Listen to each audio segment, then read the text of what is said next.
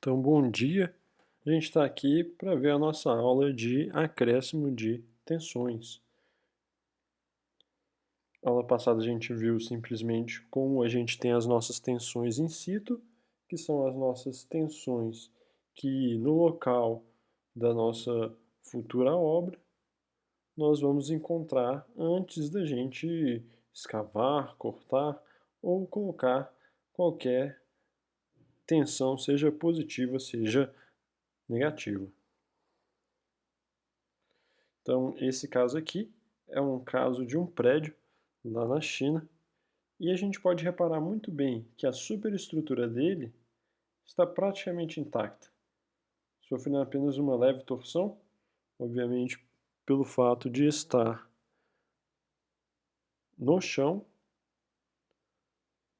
mas o que a gente pode perceber é que a ruptura foi causada pela fundação e pela interação da infraestrutura com o solo.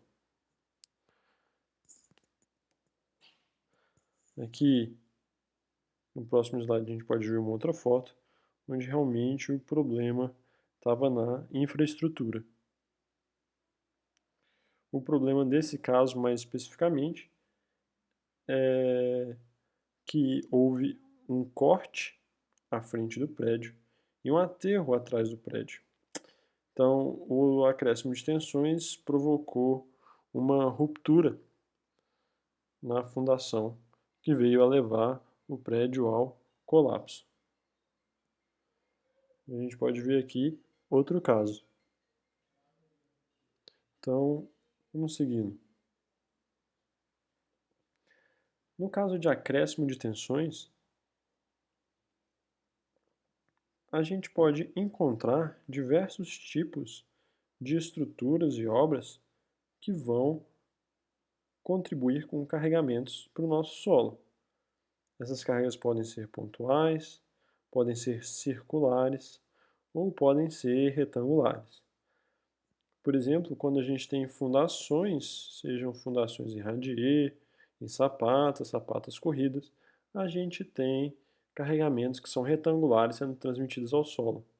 No caso de silos, de fundações diretas, de reservatórios, de silos, a gente pode ter um carregamento que seja circular. E de fato é uma excelente aproximação. No caso de estacas, a gente pode com certeza aproximar a um carregamento pontual. Perfeito?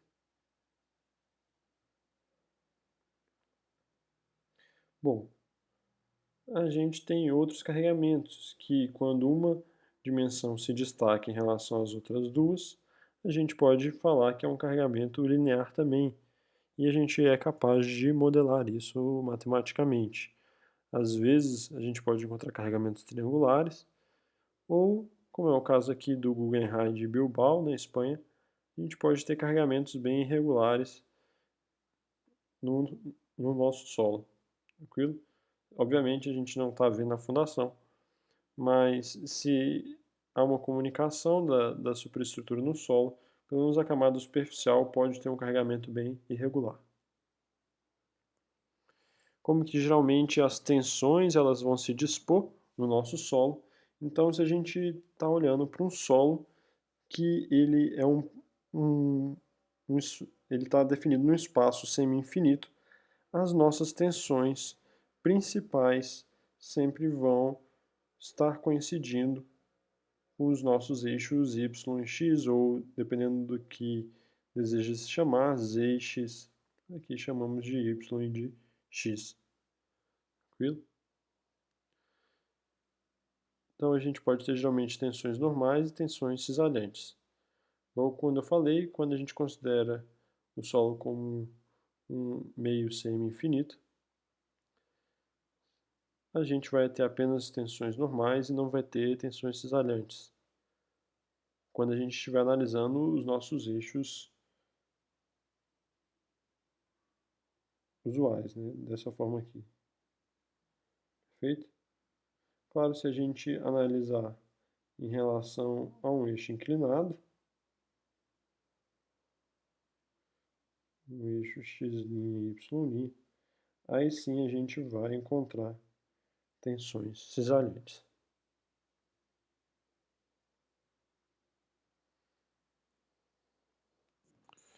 Então, aqui seria um aspecto simplesmente qualitativo de como a gente enxerga o acréscimo de carga. Obviamente, a gente sabe que o solo ele pode ser modelado de forma muito mais rebuscada e de forma muito mais completa, tanto continuamente quanto discretamente, do que eu estou mostrando, mas isso é algo interessante. Então imagina que a gente tem o solo composto por várias bolinhas, e aí quando eu tenho uma carga pontual, essa carga vai sendo dissipada ao longo dessas bolinhas. Então a gente pode ver que aqui tem uma carga de 1 e que ela já divide em meio e meio. Perfeito? Aqui, essa carga de meio, ela divide em 1/4 para cá e 1/4 para cá. Mas, ao mesmo tempo, essa de 1/2 divide por 1/4 para cá e 1/4 para cá. E por isso que aqui fica meio. Ela recebe 1/4 tanto de um lado quanto do outro. Se a gente for ver essa lógica, quanto mais ao centro, mais concentrado, e quanto mais distante, menor é a minha tensão. Então, a gente tem um conceito que a gente aplica tanto na mecânica dos solos quanto em outras áreas, que é o conceito que está grifado aqui, mostrado, que é uma isóbara. Uma isóbara, como a gente lembra lá, etimologicamente, iso é mesmo, e bara vem de baros, que é pressão ou tensão. Então, essas curvas são curvas que possuem a mesma tensão. Então, a gente consegue traçar ao longo da nosso solo curvas de mesma tensão. Essas curvas são as nossas isóbaras. Aqui traçando uma outra isóbara. E aí, o conjunto dessas isóbaras a gente dá o nome de bulbo de tensões. Então, realmente, a gente conseguiria traçar outras isóbaras e formar o nosso bulbo de tensões quão complexo a gente queira. Se, claro, a gente tiver numa perspectiva analítica. Se a gente tiver numa perspectiva numérica, a gente pode sim traçar muitas, mas há uma limitação pela finitude da nossa discretização.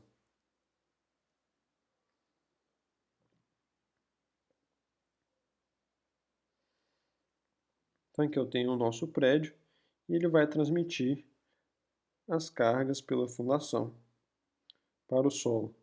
E a gente tem a formação de bulbos de tensões. Esses bulbos de tensões são os conjuntos das nossas isóbaras. Então, tem o nosso bulbo de tensões. A nossa tensão última que consideramos, ou seja, a menor tensão que é relevante para a gente e que a gente vai se preocupar, é de 10% do meu acréscimo. E a minha maior tensão, que eu vou me preocupar, vai ser com 80% do meu acréscimo.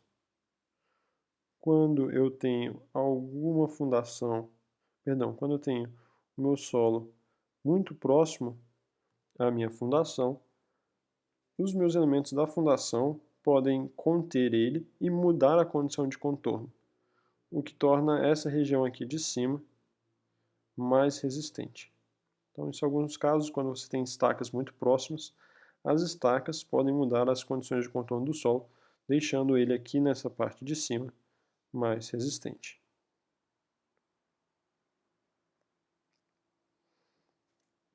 Aqui a gente tem uma foto do que a gente chama de skyline da cidade de Nova York. E aí a gente tem uma pergunta de por que em Nova York a gente tem prédios altos desde, por exemplo, o século XIX? Bom, a resposta ela vai residir no fato de que a fundação ela é feita em leito rochoso em muitas partes da ilha de Manhattan, que é a parte mais significativa comercialmente de Nova York, onde tem os prédios mais altos. Então, havia, pelo fato de ser um centro comercial muito interessante e dessa possibilidade de construir vários prédios, até uma disputa entre os ingleses e os holandeses. Nova York, ao invés de ser chamada Nova York, foi até considerada pelos holandeses como Nova Amsterdã.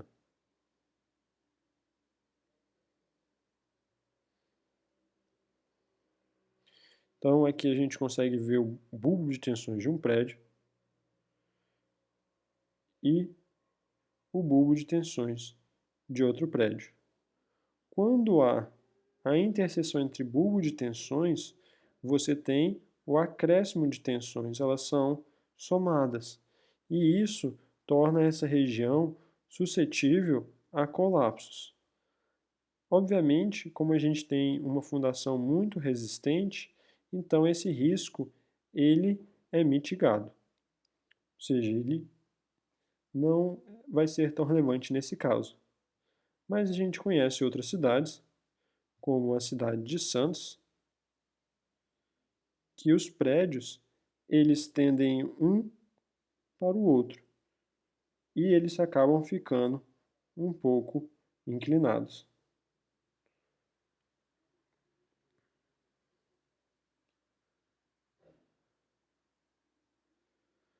Então, na nossa teoria aqui, o que a gente vai adotar, além obviamente da teoria da elasticidade, vai ser um solo homogêneo.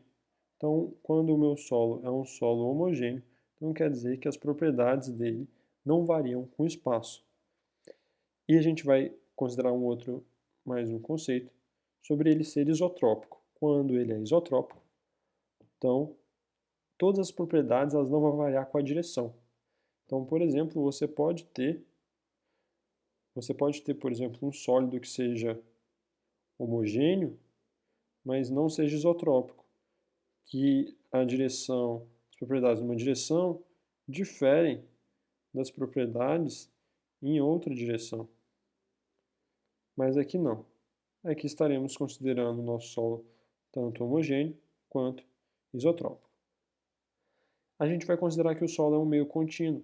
Então, as nossas fórmulas que serão utilizadas, elas vêm da formulação de Navier-Cauchy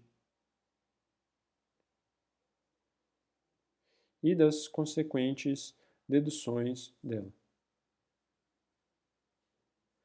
Há sim forma de modelar o solo com um meio não contínuo, como um meio discreto, mas a gente vai considerar como um meio contínuo pelo fato da ampla aplicação desse modelo. Também, o que a gente vai considerar é que o solo ele define um espaço semi-infinito. Então, o meu solo ele vai ser infinito para todas as direções no plano dele e para baixo. Apenas para cima que ele não vai ser infinito. Perfeito? Então, semi-infinito. As distribuições de tensão se dão uniformemente. Isso é basicamente uma consequência dele ser homogêneo isotrópico e contínuo. E as contribuições de tensão elas podem ser somadas. Isso daqui é válido independente da gente estar usando modelo constitutivo elástico ou plástico, mas isso é uma consequência matemática da formulação de tensões e deformações.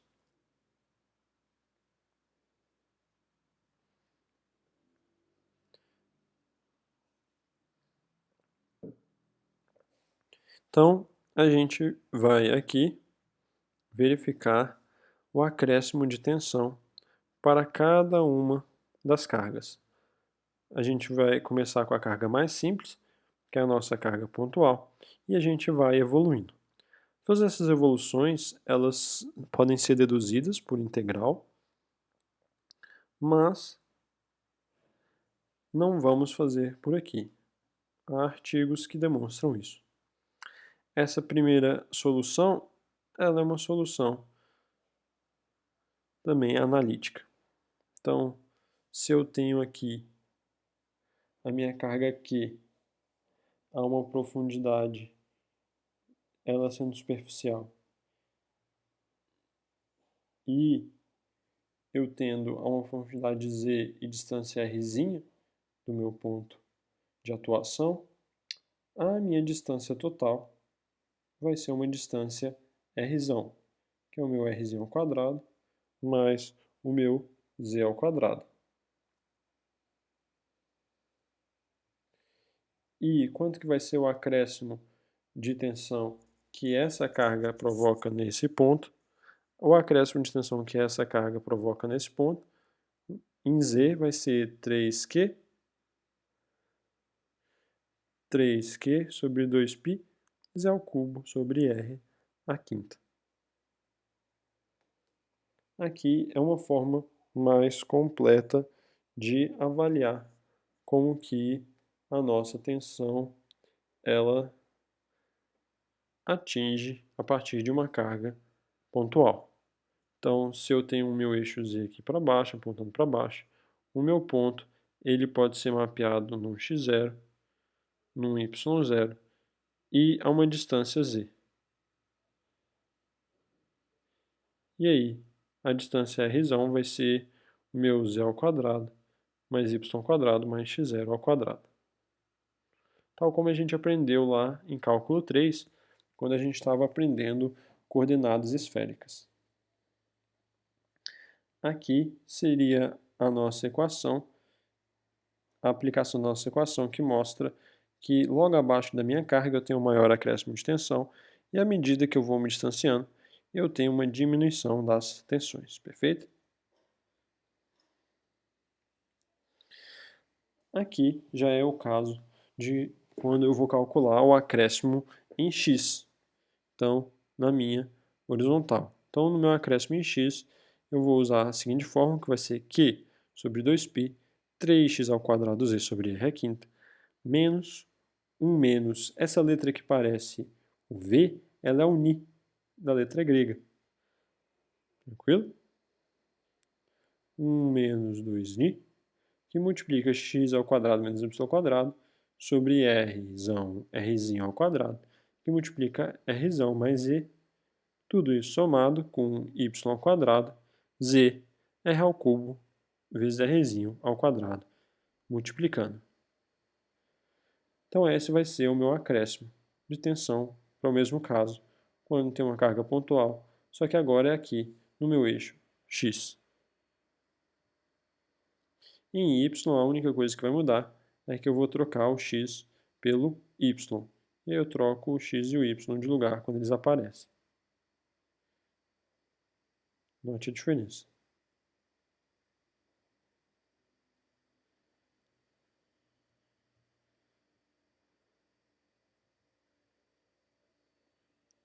E o acréscimo de tensão cisalhante, ele vai ser dado por 3QR sobre 2πz ao cubo, que multiplica 1 sobre 1 mais Rzinho sobre Z, tudo isso ao quadrado, elevado a 5 meios, onde o meu Rzinho aqui é a minha distância no plano da projeção da minha carga.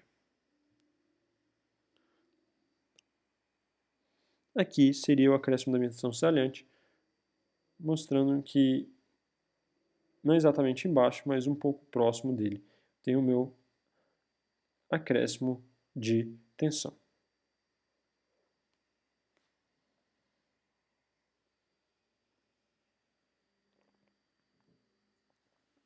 Aqui a gente tem o nosso exercício, que ele vai falar o seguinte. Ele vai perguntar qual o valor do acréscimo da tensão vertical total devido a uma carga pontual de 25 kN a uma distância de R igual a 4. Então aqui o meu R é 4. o meu Z igual a 3. Então, vamos lá. Então, o meu Rzão é raiz quadrada de R ao quadrado mais Z ao quadrado. Então, o meu R vai ser raiz de 4 ao quadrado mais 3 ao quadrado. E isso a gente sabe que dá 5. Então, o meu Rzão vai ser igual a 5.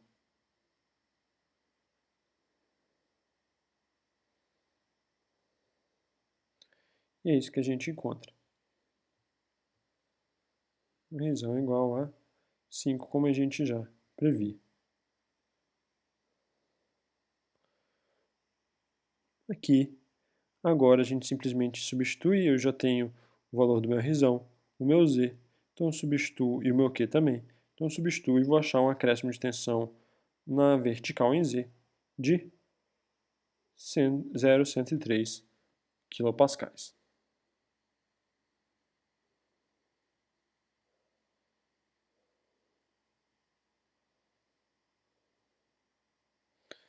A seguinte pergunta é: qual vai ser o acréscimo da tensão em X e da tensão cisalhante quando a gente considera, vamos ver, X igual a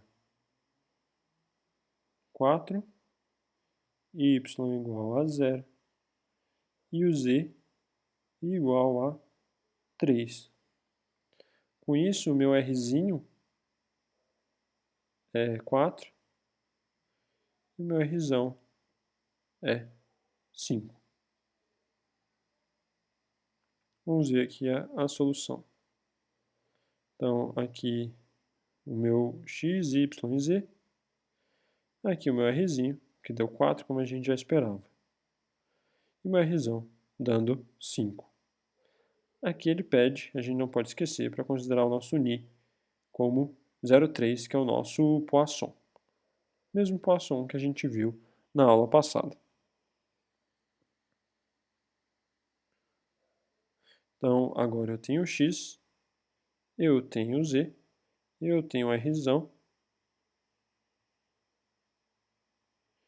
eu tenho Ni. Então, eu só substituo na minha equação e eu consigo ter o meu resultado de 0,144 kPa. Se eu quero saber a minha tensão cisalhante, eu vou somar, eu vou calcular e substituir o meu Q, o meu Rzinho, o meu Z, que todos os valores já temos. A gente substituindo vai encontrar o acréscimo de tensão cisalhante como 0,138 kPa. Bom, se a gente integrar a nossa carga pontual ao longo de uma reta para um lado e para o outro, a gente passa a ter várias cargas pontuais distribuídas linearmente.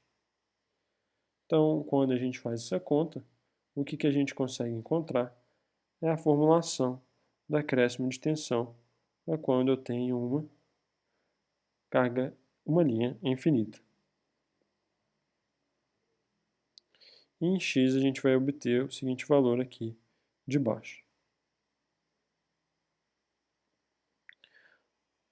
Como a minha, voltando aqui, como andar em y não varia pelo fato da minha reta ser uma linha infinita, então a minha variável y ela não interfere na minha conta, porque caso eu esteja aqui ou aqui, não há nenhuma mudança.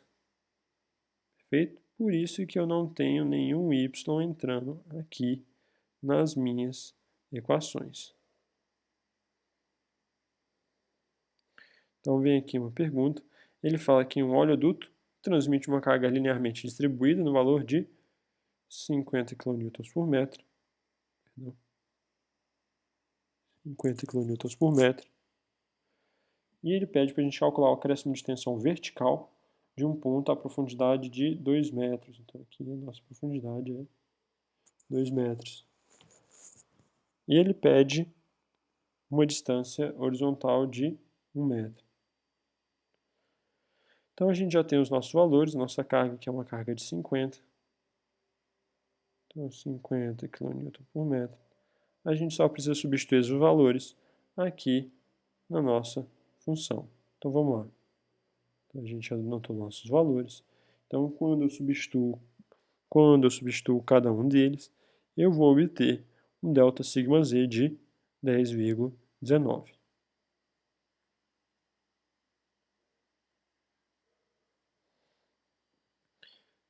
Aqui ele pede o acréscimo de tensão horizontal. Então, uma vez que a gente achou o ΔΣz, agora o que a gente está buscando é o nosso ΔΣx.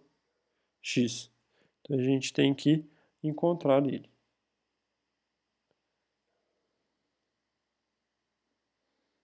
Então, os mesmos valores. A gente só vai ter uma mudança na nossa substituição da fórmula e a gente vai encontrar o nosso ΔΣx como 2,55. Notem que, usualmente, a nosso acréscimo em Z, ele tende sempre a ser maior que qualquer acréscimo em X. Então, isso é o que regularmente ocorre. Qualquer coisa diferente disso são sempre exceções.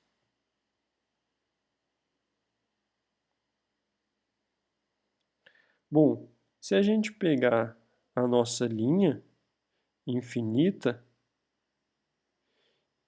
e integrá-la de forma finita ao longo de uma espessura, a gente tem o que a gente chama de uma faixa infinita.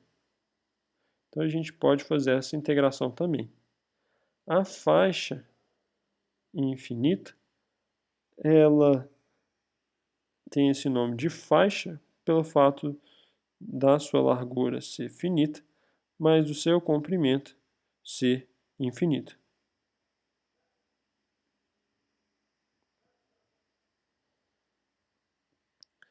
Aqui a gente vai ter que considerar o nosso ângulo de 2α. O ângulo de 2α é um ângulo que enxerga a partir do ponto onde a gente quer calcular o acréscimo. Então imagina que nesse ponto aqui eu quero calcular um acréscimo. Esse meu ângulo 2α é o ângulo que enxerga aqui a minha faixa. Então eu peguei a minha faixa e rotacionei ela. Feito? Então imagina aqui o ponto onde eu quero calcular. Então, o meu ângulo beta, ele é um ângulo que ele vai da vertical do meu ponto até aqui, perdão, até a metade do meu 2α. Então, se 2α é o que enxerga, o meu beta ele vai até a metade do 2α. Perfeito?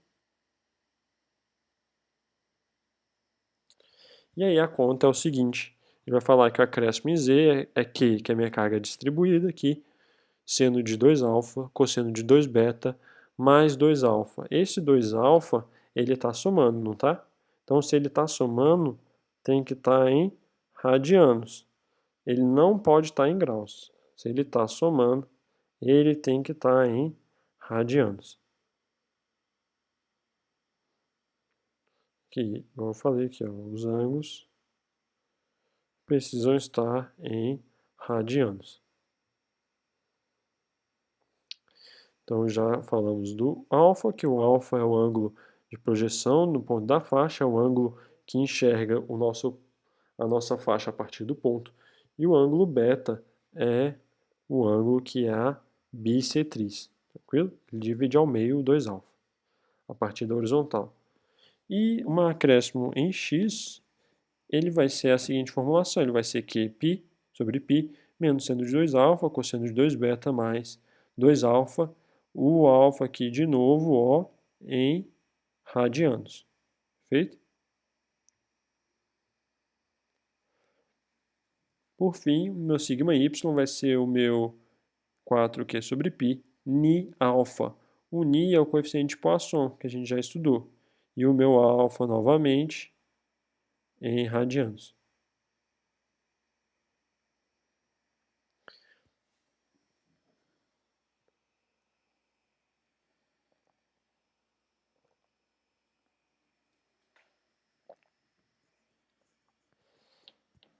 Aqui, novamente, aqui a gente tem o nosso acréscimo devido a uma carga circular.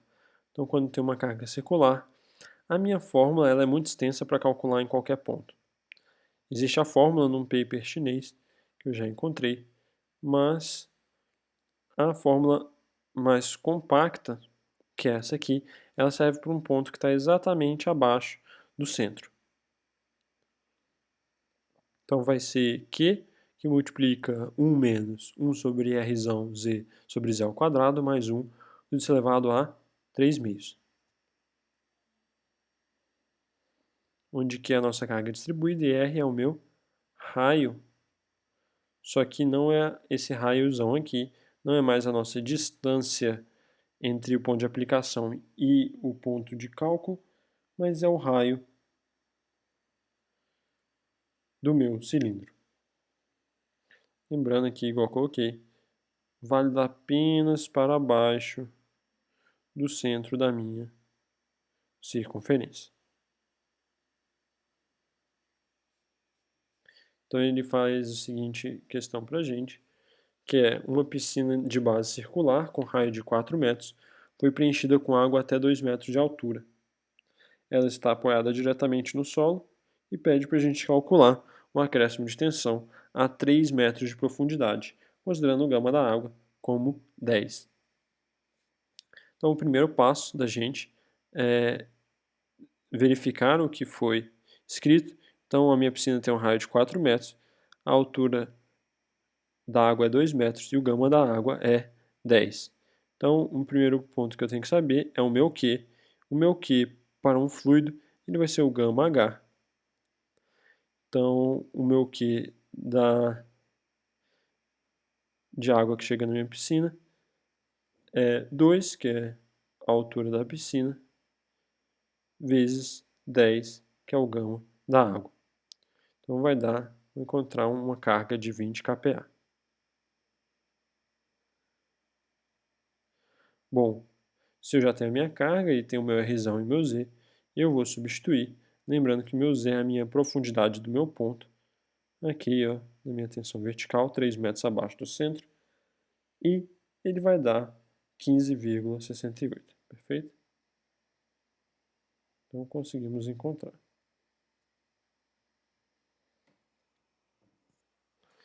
Aqui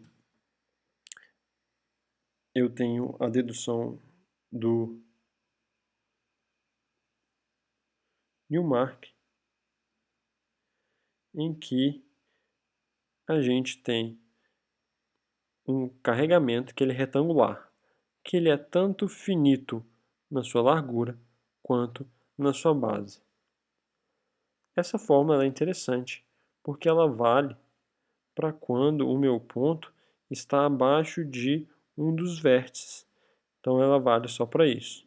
A gente vai aprender quando o meu carregamento ele for mais complexo e eu quiser calcular ele quando não estiver exatamente abaixo do meu vértice.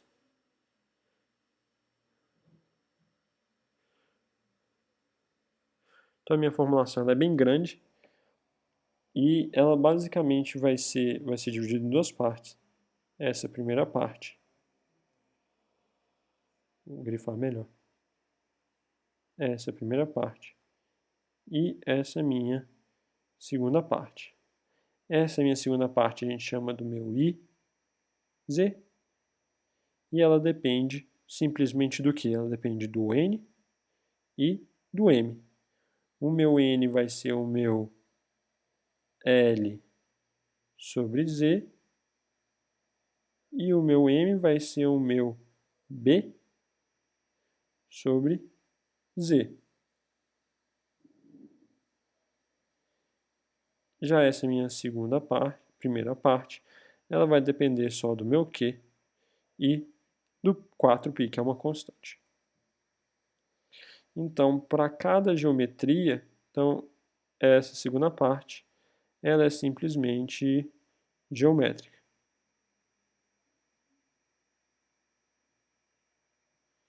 Perfeito?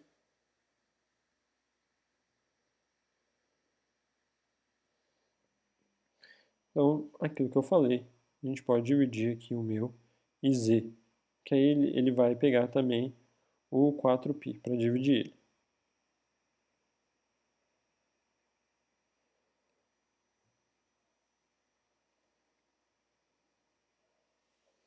Uma vez que o meu iz ele é puramente geométrico, depende só dos aspectos de geometria e de constantes,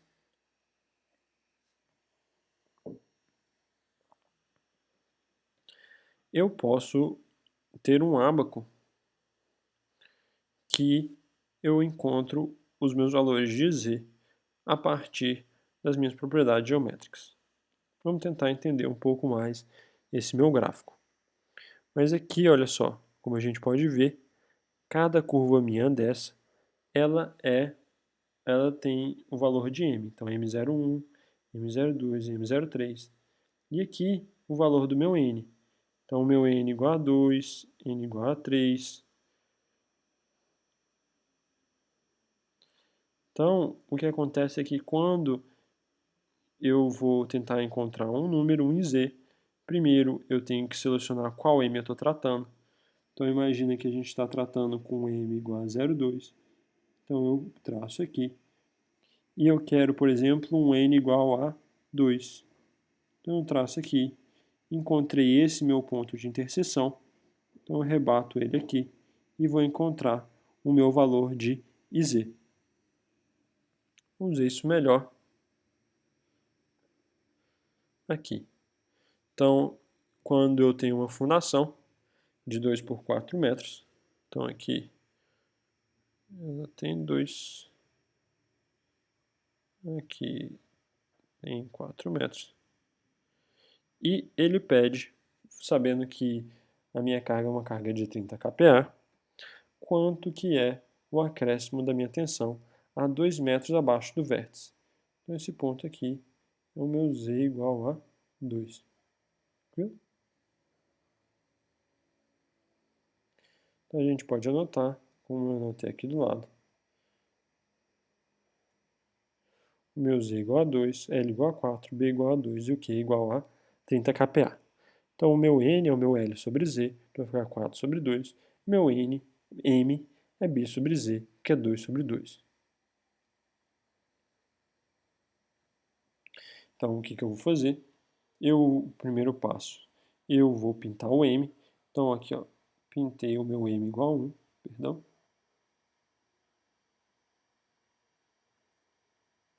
Pintei o meu M igual a 1.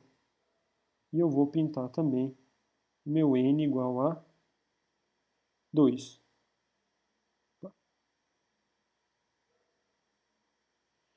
O N igual a 2. Então, eu vou encontrar um ponto de interseção entre eles. E o meu ponto de interseção está aqui. E quando eu rebato, eu vou encontrar um valor de 0,20. E aí o meu IZ vai ser quanto? O meu IZ vai ter que ser o meu 0,20 que eu encontrei. O ábaco vai estar na prova, então a gente vai conseguir consultá-lo com grande facilidade.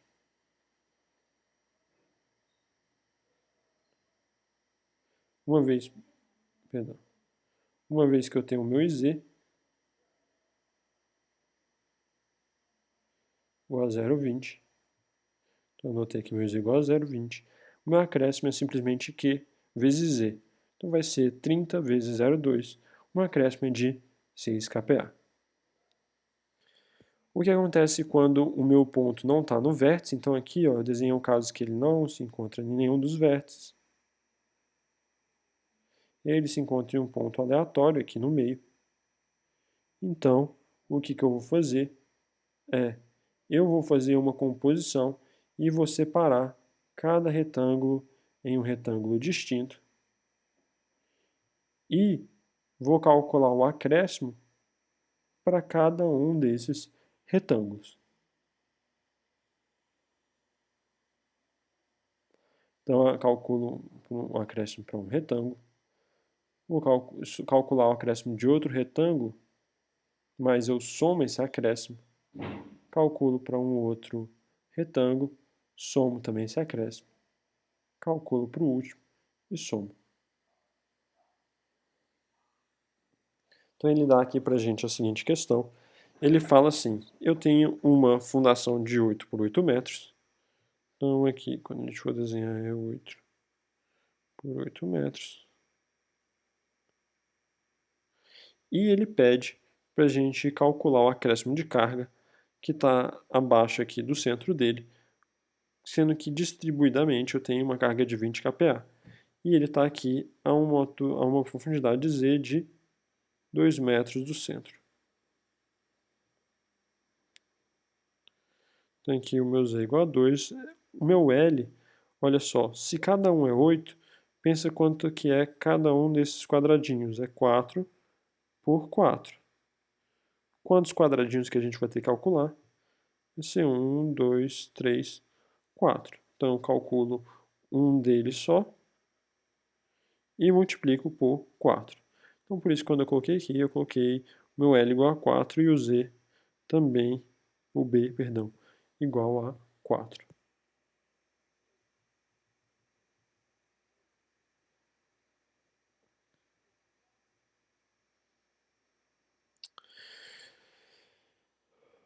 Então, o meu n, que é o L sobre Z, vai dar 4 sobre 2, e meu m também, B sobre Z, 4 sobre 2.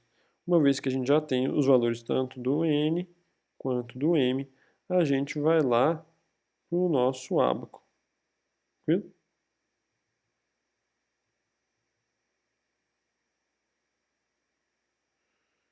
Então, isso que eu falei aqui, o nosso carregamento simétrico. Então, simétrico, então a gente calcula 1 e multiplica por 4.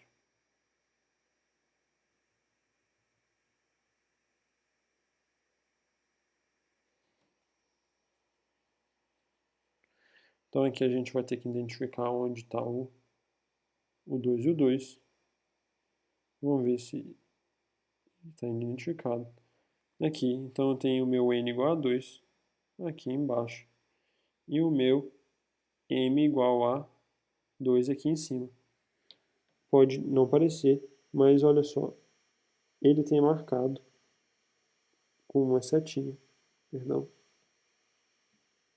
aqui, então meu m igual a 2 é esse aqui, e ele está apontando para essa curva. Então essa curva aqui, que eu grifei em vermelho, é a curva do m igual a 2. Então, quando a gente projeta, vai encontrar um valor aqui, mais ou menos acima de 0,23, nessa faixa, por aqui. Então, a gente anota aqui 0,232. Então, agora é só multiplicar a minha carga Q pelo meu IZ, e aí eu vou encontrar o acréscimo de 1. Como são 4, eu apenas multiplico por 4, pela coincidência deles. Tranquilo?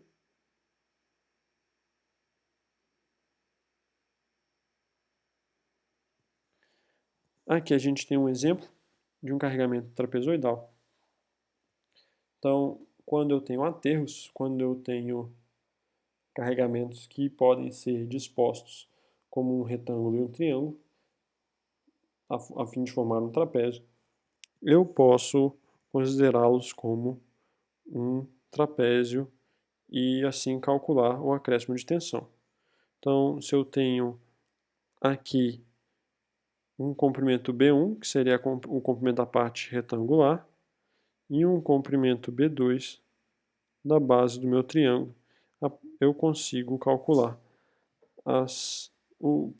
esses dois valores vão me ajudar a calcular o carregamento. Lembrando que o meu Q também, que o meu Q, ele vai ser o gama peso específico do material que eu uso para fazer o aterro, seja um solo, seja outro material, vezes a altura aqui máxima, tranquilo?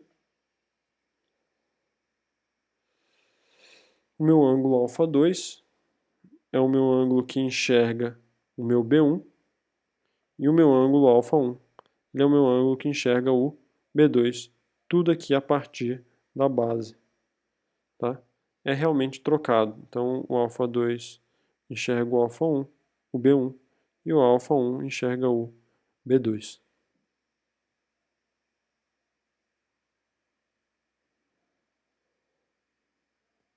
Então a minha fórmula final, ela ficou dessa forma.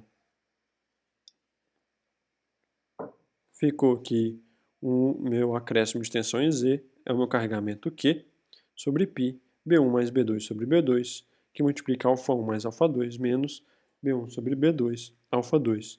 Lembrando que se o alfa está multiplicando, ele tem que ser em radianos. Então ele tem que ser em radianos. Não esqueçam isso, tá?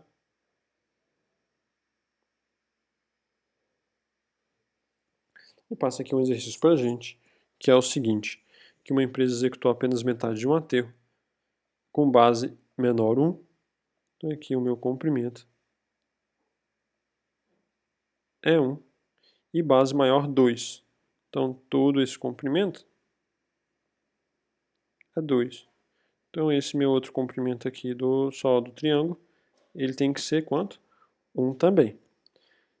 Então ele executou esse aterro, parou a obra no meio, e a altura dele é de 1 metro, com um peso específico de 20. Então ele falou aqui que minha altura do meu aterro é de 1 metro. O peso específico é de 20. Ele pede para a gente calcular o acréscimo de tensão no nosso ponto A. Nosso ponto A está aqui a 1 metro de profundidade.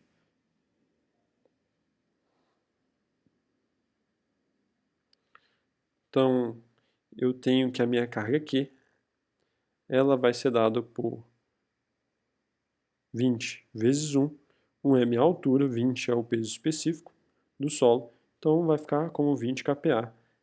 Essa é a minha carga distribuída aqui no meu ponto máximo do meu trapézio. E agora a gente vai ter que substituir lá na fórmula para conseguir calcular. Então, antes disso, a gente tem que descobrir quais são os ângulos. Mas se a gente parar para pensar, o meu α2, que é esse ângulo, ele é um triângulo retângulo 1, 1, e ele está aqui. Então, obviamente, o valor dele é 45 graus, ou π sobre 2, π sobre 4, perdão. A gente pode fazer também aqui as nossas contas. Então, você pode fazer o arco tangente desse valor pela profundidade, e aí você vai encontrar π sobre 4. A gente pode encontrar o α1 mais α2 direto. Tá? A gente não vai usar o α1 separado. Então essa parte aqui a gente nem precisa. Então, o que é o meu α1 e o meu α2? Eles enxergam minha base maior. Então, a minha base maior sobre a minha altura, se eu fizer o arco tangente, eu vou encontrar o valor desses ângulos, que vai dar 1,07.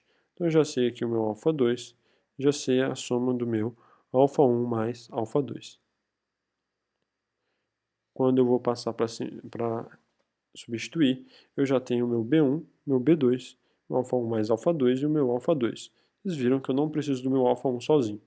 Então, se eu substituir todos os valores, eu vou encontrar o meu ΔΣz como 8,63. E aqui é por fim, quando a gente soma duas meias, meio aterro, eu tenho um aterro por completo. E aqui esse é o caso que quando a gente simula o nosso acréscimo de tensões devido ao aterro, e a gente pode ver de fato os bulbos de tensões. Tranquilo? A gente pode fazer várias simulações computacionais dessas, e elas são muito importantes e interessantes. Então tá, até logo.